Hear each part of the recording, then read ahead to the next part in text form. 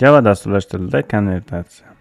Dasturlash jarayonida bir turdan ikkinchi turga o'tish kerak bo'lib qoladi. Shu holatlarda konvertatsiya usullaridan foydalaniladi. Konvertatsiya usullari asosan ikkita turga bo'linadi. Bular bilvosita hamda bevosita konvertatsiya turlari mavjud. Yoki yana oshkor o'tish yo oshkor emas o'tish ham deb nomlanadi. Bilvosita o'tilganda ikkala tur ham mos keladi. Maqsad turi manba turidan kengroq. U avtomatik ravishda amalga oshiriladi hamda quyidagi ko'rinishda bo'lishi mumkin. Masalan, bytedan shortga, shortdan intga, intdan longga, longdan floatdan double'ga o'tish mumkin. Bu yerda bilvosita amalga oshiriladi. Sizga ko'rsatishingiz shart emas.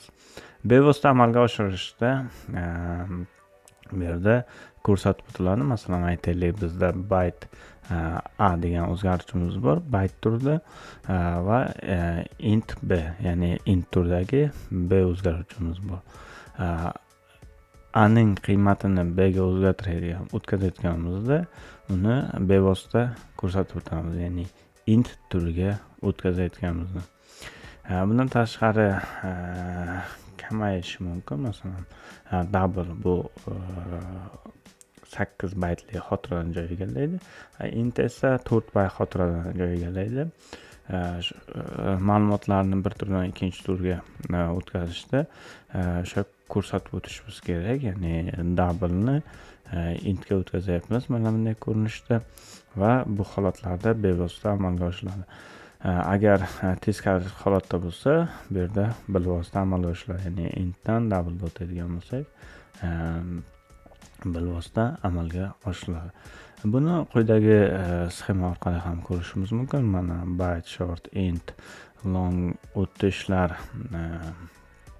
yashil ko'rsatilgan, ya'ni muammosiz, ya'ni bilvosita amalga oshirishingiz mumkin. Sariq ko'rinishlar bu yerdan ham bilvosita amalga oshirish mumkin, lekin ma'lumotlar yo'qolib qolishi mumkin. Bunday o'tishlar to'liq tavsiya etilmaydi. O'tish mumkin.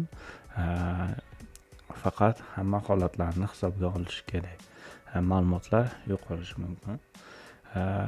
Bu konvertatsiya usulidan nafaqat keltirilgan turlardan, balki keyinchalik obyektlar yaratilganda ham keng qo'llaniladi. Ya'ni bir obyektni ikkinchi obyekt turiga keltirish uchun foydalaniladi.